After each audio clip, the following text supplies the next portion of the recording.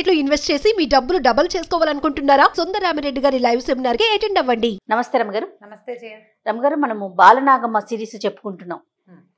మరి నాగమ్మ కొడుకు తన ఫ్రెండ్ని తీసుకొని, అదే బాబాయ్ వరుస అనుకోండి పోని, వెళ్తూ ఉన్నారు. ఆ రాజుకు తెలిసింది, పట్టుకున్నారు. బాలవర్ధి రాజు. సరే, అబ్బాయి ఏం చేశాడు, వీళ్ళని పట్టుకున్నాడు. సైనికులు పట్టుకుని మీరే నా పులిని చంపింది అన్నట్టు వీళ్ళు కాదని చెప్పాలి. ఎందుకంటే తమ తాలూకు ఐడెంటిటీ చెప్పడం ఇష్టం లేదు ఇతనికి. ఫలానా రామవర్ధిరాజు గారి మనవడు, ఈ వర్ధి సామ్రాజ్యం నుంచి పాన్గంట రాజులు అవన్నీ చెప్పడం ఇష్టం లేదు.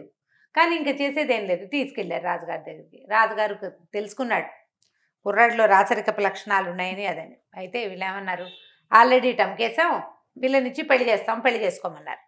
అనేసరికి తెల్లారి రాముడికి ఉత్సాహం వచ్చింది. పిల్లడి పెళ్ళి అయిపోతుండే.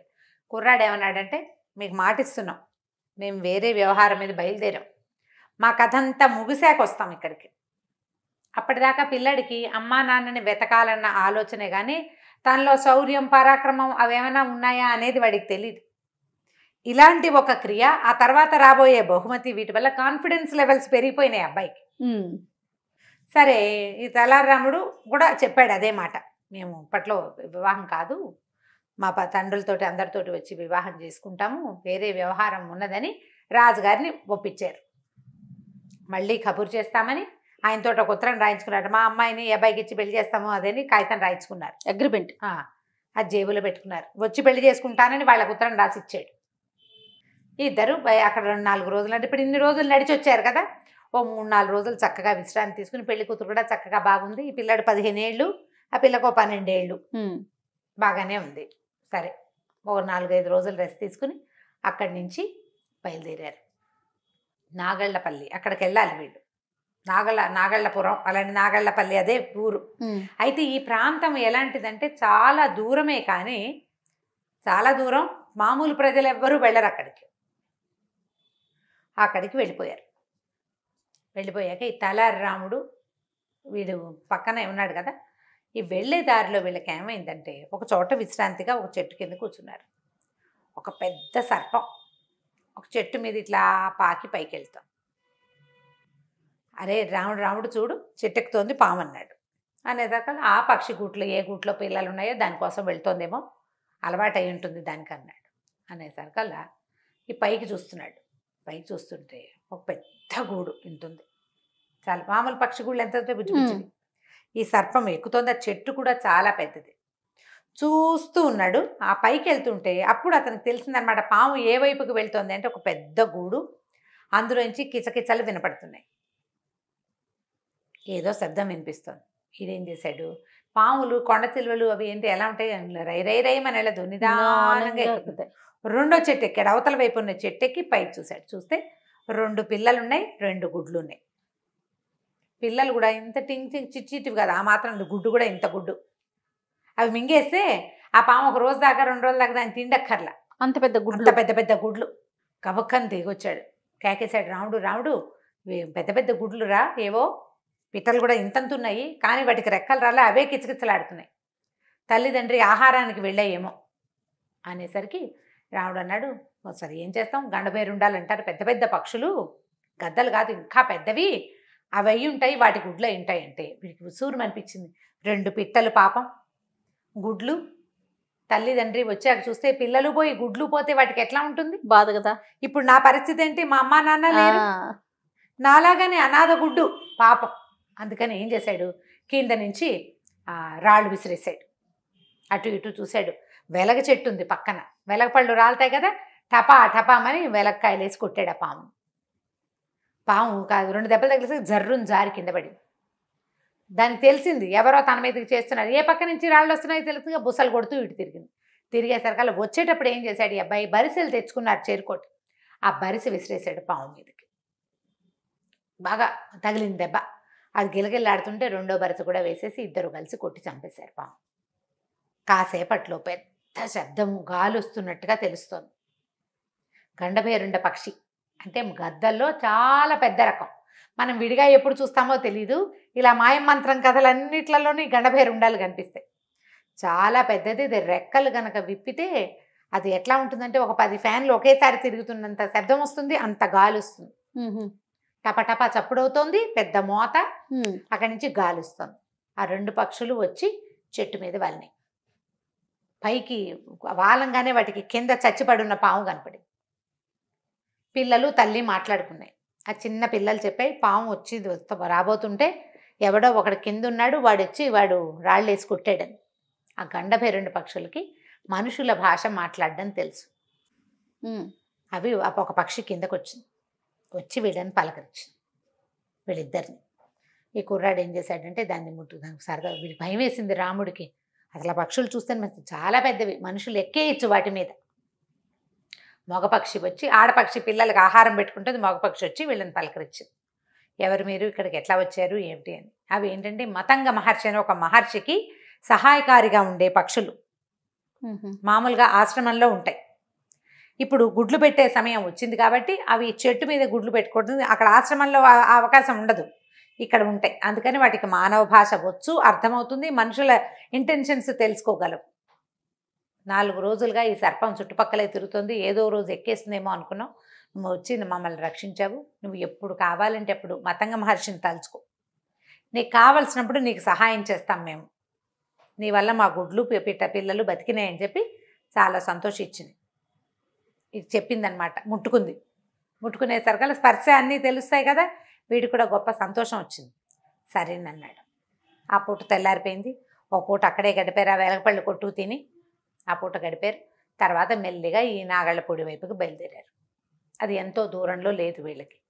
వెళ్తే అన్ని శిలలు, శిల్పాలు, రాళ్ళు, రప్పలు, ముళ్ళ చెట్లు, పచ్చదనం తక్కువ. ఆ శిల్పాల నుంచి వెళ్తుంటే తెలిసింది తన తండ్రులే వీళ్ళు, తన సైన్యమేనని. చాలా దుఃఖపడ్డారు ఇద్దరు. మొహాలు చూడటానికి శిల్పాలంటే శిల్పం చక్కగా చెక్కినట్టుగా ఏముంటాయి, ముద్దల్లాగా అలా కొయ్యల్లా నుంచుని ఉన్నాయన్నమాట. అవన్నీ ఏడ్చుకున్నారు ఇద్దరు కలిసి. ఏం చేయాలి, మా నాన్న ఇట్లా అయిపోయారు, అదైపోయారు, ఇదైపోయారు. ఆయనకి అతనికేమో ఇక్కడ వీళ్ళని సేవించి ఉన్నాడు కదా. అయితే వీళ్ళకి ఏం తెలిసిందంటే ఎక్కడి నుంచో పువ్వుల వాసన వస్తుంది. ఇప్పుడు ఇంత ముళ్ళుముళ్ళుగా ఇలాగా కోట గోడ ముందంతా ఇలా ఉంటే పువ్వుల వాసన ఎక్కడి నుంచి వస్తుంది. చూస్తే ఈ కోటకి ఒక పక్కగా ఒక పెడగా పెద్ద పువ్వుల తోట ఉంది. ఈ పువ్వుల తోటలో ఎవరో ఉన్నారు. అది మాయ తోట అయినా అయి ఉండాలి, మామూలుదైనా పెంచుతున్నారనమాట. వీళ్ళిద్దరూ అటు వెళ్ళారు. వెళ్తే అక్కడ ఒక పెద్ద తోట, ఒక ముసలావిడ ఉంది. ముసలావిడ అంటే వీళ్ళు బాగా ఆలోచించుకున్నారు, ఎట్లా ఈ ముసలమ్మ దగ్గరికి వెళ్ళాలి. ముసలి వాళ్ళకి ఒక పైకి మాట్లాడుకునే ప్రాబ్లం ఒకటి ఉంటుంది. పైకి మాట్లాడతారు, స్వాగతం మాట్లాడుకుంటూ ఉంటారు.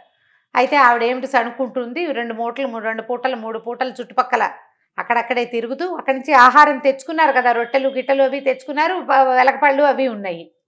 ఏం విన్నారు, వీళ్ళకి ఏం అర్థమైంది, ఈవిడకు ఓ కూతురు ఓ మనవడు ఎవరో ఉండాలి, వాళ్ళు ఇక్కడి నుంచి వెళ్ళిపోయారు, ఎవరు లేకుండా నేను ఒక్కదాన్నే ఉండిపోయాను ఈ మరాఠీ వల్ల అని తిట్టుకుంటోంది ఆవిడ.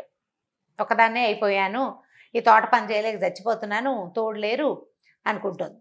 సరే ఏం చేశాడు వీడు, ఈ తలారి రాముని నువ్వు పక్కనే ఉండు, నువ్వు మాతోటి రావద్దు, నువ్వు కొంచెం దగ్గరలో ఉన్న గ్రామంలో అయినా ఉండు కానీ, నేను ఈవిడ మనవడిగా ఈవిడ దగ్గరికి వెళ్తాను అని చెప్పేసి అమ్మమ్మ అనుకుంటూ లోపలికి వెళ్ళిపోయాడు. ఆవిడకి ఓ 15-16 ఏళ్ల మనవడు ఉండాలి. పిల్లాడు 15 ఏళ్ళ వాడు కనపడుతున్నాడు కదా, కరెక్ట్గా మ్యాచ్ అయ్యాడు. దాంతో ఆవిడ కొంత నమ్మి రారా నాయన మీ అమ్మ ఏమైపోయిందిరా, అదిరా ఇదిరా అని మాట్లాడింది, కూర్చోబెట్టింది. పెద్దతనంతో వీడు మన మనవడు అవునా కాదా అలా ఆలోచిస్తే, ఇంత దూరం వెతుకుంటూ ఎవడో ఎందుకు వస్తాడు నా కోసం, అంతే కదా, అలా నమ్మేసి కుర్రాడి దగ్గర పెట్టుకుంది. వీడు చక్కగా అక్కడ తిన్నాడు, కొంచెం జాగ్రత్తగా దాచిపెట్టి ఆ రాముడికి కూడా కాస్త పెట్టేవాడు. అతను అవతల వైపు ఉండగా తాతను ఏం చేశాడంటే, నేను గ్రామానికి ఎక్కడికి వెళ్ళిపోను, ఇక్కడిక్కడే ఉంటా, ఏదైనా సహాయం అవసరమైతే నీకు ఏదైనా ఇబ్బంది వస్తే నేనేం చేస్తాను, అందుకని నేను ఇక్కడే ఉంటాను, నా తోటలోనే ఒక మూల దాక్కుని ఉన్నాడు. ఈవిడ కనపడకుండా ఈ పిల్లాడే ఆవిడకి కనపడేవాడు. సరే ఆవిడ తిండి పెట్టింది, దగ్గర ఉంచుకుంది. మెల్లిగా రోజులు గడుస్తున్నాయి. ఈ పిల్లాడు చక్కగా చెరువు అన్ని చెట్లకి చేమలకి అన్నిటికీ గుప్పులు తవ్వేవాడు. ఆవిడ పువ్వులకు వస్తే మాలలు కట్టేవాడు. అడిగాడు ఒకరోజు, ఎక్కడికి పట్టుకెళ్తావు ఈ మాలలు నువ్వు అనేసరికల్లా, అమ్మో ఇది బ్రహ్మరహస్యం రా, ఇక్కడ మాయల మరాఠీ అని ఉన్నాడు, అతనికి పువ్వులు కావాలి అర్చనకి, లోపల బోళ్ళంత మంది స్త్రీలు ఉంటారు, మాంత్రికులు వాళ్ళందరికీ పువ్వులు అవసరం, అవి నేను ఇక్కడి నుంచి పట్టుకెళ్తా. అతను సృష్టించిందే ఈ తోట, అతనే ఏర్పరిచాడు, నేను ఇక్కడే ఉంటాను. అక్కడ ఒక ఆవిడని తెచ్చాడు, ఒక రాణిని, ఆవిడతో మంచి మాట్లాడడానికి వెళ్తాను నేను రోజు. సరే బాగానే ఉందిగా, బాగా నమ్మించాడు ఆవిడ్ని. నమ్మించి ఒకరోజు ఆవిడకి ఏదో చాలా బద్ధకంగా ఉంది, వెళ్ళగలిగేలాగా లేదు, వృద్ధురాలు. ఒక కర్ర అడ్డం పెట్టి ఆవిడ పడిపోయేలాగా చేశాడు. పడింది, కాలు నొప్పి, మందు రాశాడు, నూనె రాశాడు. సరే పువ్వులు పట్టుకెళ్ళా, నేను పట్టుకెళ్తాలే అన్నాడు. అట్లా కాదు, ఇవాళని మెల్లిగా కుంటుతూ నేను నీకు వస్తాను, ఇవాళే కదా పడ్డాను, రేపటికి బరువు చేస్తుంది, నిన్ను చూపిస్తా మరాఠీకి, నువ్వు అలవాటు అవుతావు, నువ్వు బట్టుగా వెళ్తే వాళ్ళు ఒప్పుకోరని. సరే వెంబడి పెట్టు తీసుకెళ్ళింది. ఆ పూట మనవడి సాయంతో కుంటుకుంటూ వెళ్ళింది. వీడి నా మనవడు, నేను రాలేపోయినా పువ్వులు వీడి తెస్తాడని అందరికీ వీడిని చూపించింది. మర్నాడు నిజంగానే కాలు బరువు చేసింది. రెండో రోజు పిల్లాడు వెళ్ళాడు. మెల్లిగా రోజు లోపలికి వెళ్ళటం మొదలుపెట్టాడు. ఓ వారం 10 రోజులు గడిచేసరికి పిల్లాడు లోపల అటు ఇటు తిరిగినా ఎవరు ఏమనరు, పట్టించుకోరు. వీడి తమ్బళ్ళ పెద్ద ఈ ముసలావిడ మనవడు కదా, అందుకని వాడి లోపల తిరుగుతున్నాడు. క్రమంగా తాళం వేసున్న గదులు అవి ఒకటి ఒకటి ఒకటి చుట్టం మొదలెట్టాడు. అది ఒక మాయల స్వర్గం అన్నమాట. రకరకాలు ఉంటాయి, భవనం అంతా మాయమంత్రాలే, రకరకాలు అంటే పూజలు చేసేవి, అమ్మవారి విగ్రహాలు కొన్ని ఉంటాయి. తర్వాత ఎక్కడో హోమాలు చేస్తూ ఉంటారు మాంత్రికులు, వాళ్ళు వీళ్ళు చిన్న పెద్ద శిష్యులు చాలామంది ఉన్నారు లోపల. వాళ్ళని కన్ను తప్పించి లోపల మెల్లిగా మెల్లిగా మెల్లిగా తిరగడం మొదలుపెట్టాడు. క్రమంగా వాడికి కొన్ని గదులు అసలు వేరే వాళ్ళు ఎవ్వరూ రారని, వీళ్ళు ఒకళ్ళిద్దరే లోపలికి వెళ్తారని తెలుసుకున్నాడు. వెళ్ళి ఎక్కువసేపు ఉండిపోవటం లోపల దాంతో. అప్పుడు ఒకరోజు ఈ మరాఠీ వెళ్ళినప్పుడు ఆ గది తలుపు తీయబడుతుంటే లోపల ఒక మంచం మీద ఒక ఆవిడ కూర్చునుంది. తెలుసుకున్నాడు, ఇది మా అమ్మాయి ఉంటుందని ఊహించాడు. ఎలాగోలాగా ఆ గదిలోకి వెళ్ళాలి. ఎట్లా? మెల్లిగా ఈ మరాఠీతోటి స్నేహం చేయటం మొదలుపెట్టాడు. మరి వెళ్ళాలి కదా లోపలికి. అయితే ఏమిటి, ఆయనకి పక్కన సాయం చేయడానికి, అవి ఇవి అందించడానికి, మదిర తాగటానికి అందించడానికి, ఏదైనా ఆహార పదార్థాలు తీసుకొచ్చి చేతికి ఇవ్వటానికి, పక్కనే తిరగటానికి చూసి ఏం చేశాడు, ఒక మైనం ఇది తీసుకెళ్ళాడు. చిన్నది అంటే ఎట్లా, మన వ్యాక్స్ లాంటిది, తేనె పట్టు పడతారు కదా, తేనె మైనం, దాన్ని ఇట్లా వెడల్పుగా చేసుకుని దట్టిలో పెట్టుకుని తిరిగేవాడు. ఒకరోజు ఆయన కూర్చుని ఆ మదిరి తాగుతూ ఆ మాట ఈ మాట మాట్లాడుతూ నడుముకున్న దట్టి కొంచెం వదులు చేసుకుంటే ఆ దట్టిలో ఉంది తాళం, ఆ రూమ్ది. అలాగా ఆ తాళం తీసి ఈ మైనం మీద కరెక్ట్గా నొక్కి పెట్టుకున్నాడు. ఆ తాళం మళ్ళీ అక్కడే పెట్టేశాడు. మర్నాడు ఇంటికి వెళ్ళిపోయాక ఆ పూట ఆ రాముడికి ఇచ్చాడు. తలారి రాముడు ఉన్నాడుగా, ఇలాంటి తాళం ఒకటి చేయించి పట్టుకురా నువ్వని. పక్కన పల్లెటూళ్ళలోకి తిరుగుతూనే ఉన్నాడు రాముడు. ఇక్కడే ఒకడే ఏముంటాడు, ఆ ఊళ్ళలోకి వెళ్ళి ఒక కమ్మరి వాడిని చూసి ఈ తాళం చేయించుకొచ్చాడు. గది తాళం. ఆయన తాళం తీసుకుంటే కాసేపట్లో గుర్తుపట్టేస్తాడు. అవునవును. వేరే తాళం ఉంటే ఏం చేస్తాడు? అక్కడి నుంచి ఏం చేశాడు, ఒకరోజు ఈయన వేరే ఎక్కడ హోమం చేస్తున్నాడు. అదే మందిరంలో చాలా పెద్దది, ఓ పక్కన పూజా మందిరం. ఆ గది తాళం తీసి లోపలికి ప్రవేశించాడు. తలుపు దగ్గరికి వేసేసాడు. వేసేసి చూస్తే ఆవిడేమో భయపడింది. వీడెవడో పిల్లాడు అనుకుంటే చెప్పాడు, నేను ఇట్లా ఫలానా వాడిని, నీ కొడుకుని, నేను అక్కడి నుంచి వచ్చాను, నిన్ను వెతుకుంటూ వచ్చానంటే పిల్లాడిని చూసేసరికి కనపడుతోంది, భర్త పోలికలు కనిపిస్తున్నాయి, బావల పోలికలు కనిపిస్తున్నాయి. తన పిల్లాడు ఉంటే ఇంత వయసు ఉండాలి. అందరి పేర్లు అడిగింది, పెద్దమ్మల పేర్లు చెప్పు, తండ్రి పేరు చెప్పు, తాత పేరు చెప్పు అడిగి తన కొడుకేనని నిర్ధారించుకుంది. నాయన ఎందుకురా వచ్చావు, వీడు మాయలవాడు, మామూలు వాడు కాదు, ఇదిగో ఈ పక్కన ఉన్న శిల్పాలన్నీ ఆడవాళ్లే అని చూపించింది. ఎన్నో శిల్పాలు ఉన్నాయి ఆ గదిలో, చాలా పెద్ద అంతఃపురం అది. ఇక్కడ ఉన్న శిల్పాలన్నీ స్త్రీలే. కేవలం నా మీద భ్రమతోటే నన్ను శిల్పాన్ని చేయకుండా ఉంచాడు, ఏదైనా చేసేస్తే నేను కూడా దక్కను, నువ్వు కూడా దక్కండా పోతావని ఏడ్చింది. పిల్లాడేమనంటే అట్లా కాదు, మరాఠీకి తను బతికే ఉంటానన్న నమ్మకం ఉంది, వీడి మరణ రహస్యం ఏమిటో మనం తెలుసుకోవాలి,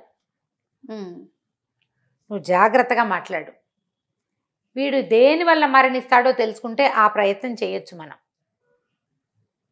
ఆయన ఇప్పుడు ఈవిడికి గుర్తొచ్చింది. 2-3 సందర్భాల్లో నన్ను ఎవ్వరూ ఏమీ చేయలేరు, నరమానవుడు నా వాళ్ళు నన్నేం చేయలేడు అని చెప్పాడు.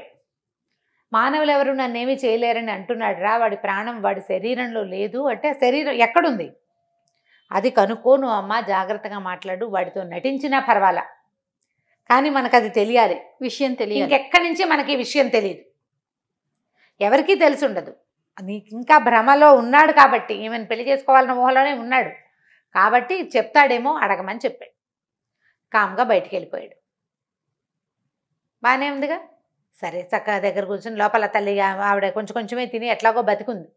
ఆహారం తినిపించాడు. నువ్వు ధైర్యంగా ఉండు, ఇవన్నీ నేను చేయగలుగుతాను, అని చెప్పాడు. బయటికి వెళ్ళిపోయాడు. బయటికి వెళ్తే ఈవిడ ఏం చేసింది, మెల్లిగా ఆ రోజు నుంచి తింటాం మొదలుపెట్టింది. మరాఠీని నమ్మించాలి. ఈ తంబళ్ళ పెద్ద పువ్వులు తెస్తే పువ్వులు పెట్టుకునేది. వాళ్ళు ఏమనుకున్నారు, దారిలోకి వస్తోంది ఈవిడ. 15 సంవత్సరాలు గడిచాక ఇక ఆశ వదిలేసుకుంది బయట జీవితం మీద. ఒక రోజులోనే ఆవిడ అడిగింది అనుకో, వాడు నమ్మడు కదా. అక్కడి నుంచి ఏదైనా స్వీట్లు పెడితే స్వీట్లు తినేసేది. మధ్యలో ఈ పిల్లాడు వచ్చి వాడు తినేసేవాడు. పెట్టిన ఆహారం శుభ్రంగా ఖాళీ అయిపోయేది. పువ్వులు పెట్టుకునేది. అంతకుముందు బోళ్ళు నగలు చీరలు పెట్టేవాళ్ళు ఏం కట్టుకునేది కాదు. ఇప్పుడు మంచి చక్కగా బట్టలు కట్టుకుని చక్కగా అలంకరించుకుంటుంది. మరాఠీ కూడా కులాసాగా ఉంది, ఆయనకి వాడికి ఉత్సాహంగా ఉందన్నమాట. పెళ్లి చేసేసుకుంటుంది తనని అని. తర్వాత ఒక రోజున వచ్చి అడిగాడు, మనం ఎప్పుడు పెళ్లి చేసుకుందాం ఏమిటి అంటే, ఆవిడ చాలా దుఃఖంగా మాట్లాడింది అతనితో. ఏం మాట్లాడిందో వచ్చే భాగంలో తెలుసుకుందాం. తప్పకుండా అండి. నమస్కారం. నమస్తే జయ.